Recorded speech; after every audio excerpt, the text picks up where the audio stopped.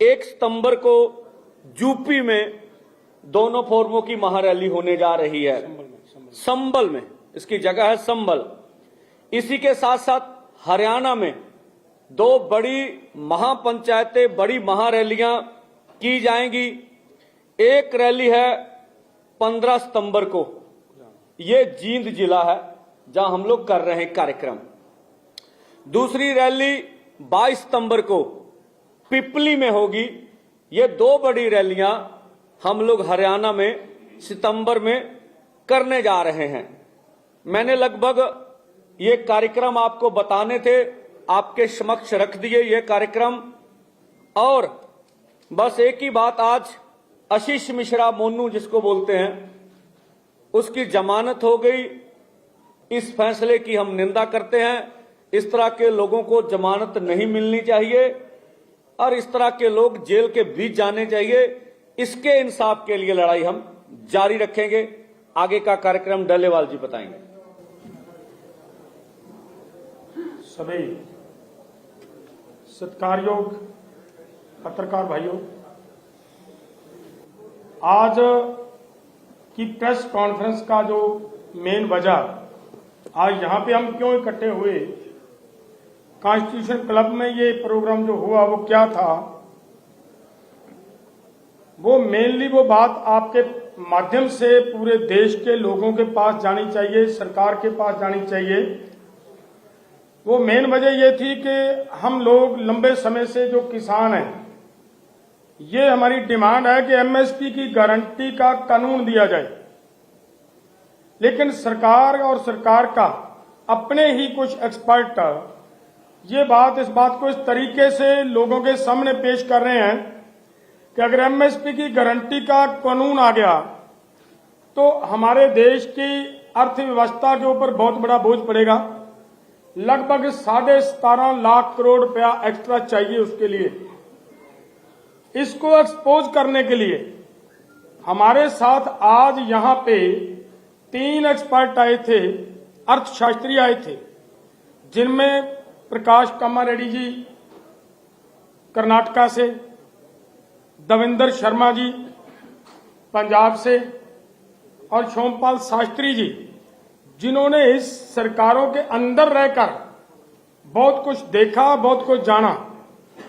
ये तीनों एक्सपर्टों ने यहां पे आज इस बात को क्लियर कर दिया, स्पष्ट कर दिया कि एमएसपी की गारंटी का कानून देने के मामले में जो अफवाहें फैलाई जा रही हैं, खजाने के ऊपर बोझ पड़ेगा, अर्थव्यवस्था के ऊपर बोझ पड़ेगा, ये बिल्कुल झूठ है।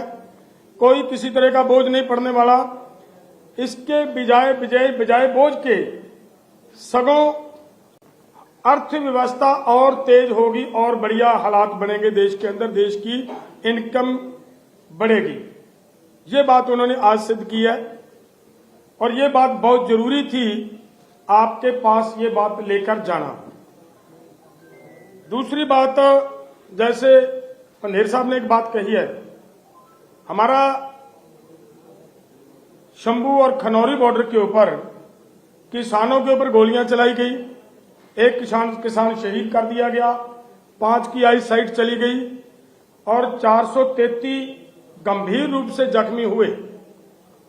इतना कुछ होने के बावजूद ये हुआ कि हमारे कुछ लोगों ने जो पीआईएल डाली गई हाई कोर्ट के अंदर, उस हाई कोर्ट ने हरियाणा के ही एक अधिकारी को उसकी जांच सौंप दी गई है और जो जांच सौंपी गई है जैसे हरियाणा के अधिकारी को, उससे पहले कि मैं एक छोटी बात आपके ध्यान में लाऊं तो आप समझोगे कि हम ये बात क्यों कह रहे हैं। हमारी Punjab and Haryana high court की ओर से यह कहा गया कि एक रिटायर्ड जज की अध्यक्षता के अंदर एक कमीशन बनेगा और वो कमीशन जांच करेगा कि ये क्या हुआ, वहां पे क्या एक्सेस फोर्स यूज किए गए, शुभकर्ण की डेथ जो हुई है वो कहां हुई, क्या है, कौन उसकी जांच करेगा। जब ये बात आई तब क्या हुआ था, हरियाणा गवर्नमेंट सुप्रीम कोर्ट जाती है और ये कहती है कि अगर इस कमीशन ने इस पूरे घटनाक्रम की जांच की तो हमारे ऑफिसर्स की का मोरल डाउन होगा। इंपॉर्टेंट बात यह है। और उसी के साथ एक बात और कही गई कि अगर यह जांच होती है तब भविष्य में कोई भी अधिकारी किसी तरह किसी लोगों के ऊपर गोली चलाने से हिचकिचाएगा। सबसे बड़ी बात तो यह है कि जो सरकार सुप्रीम कोर्ट में जाकर उस इन्वेस्टिगेशन को रोकना चाहती है, उसी सरकार के अधिकारी अगर उसकी इन्वेस्टिगेशन करेंगे तो इंसाफ कहां से मिलेगा। और आगे जो पंधेर साहब ने बात कही, 2 एसएसपी उन्होंने सिलेक्ट किया है, एक मेरा ख्याल है आईजी सिलेक्ट किया गया है। अंदाजा लगाएं कि एक अधिकारी एक आईजी के खिलाफ रिपोर्ट दे पाएगा क्या। हमारी ये है कि हर हाल में हमारी मानयोग हाईकोर्ट इस बात के ऊपर संज्ञान ले कि किसी तरह का भी हरियाणा के अधिकारियों से अगर इंसाफ होगा तो वो इंसाफ नहीं मिल पाएगा लोगों को, और लोग वहां पे जाकर अपना इतराज, अपनी अगवाही, अपनी विटनेस भी नहीं दे पाएंगे। जो मुझे लग रहा है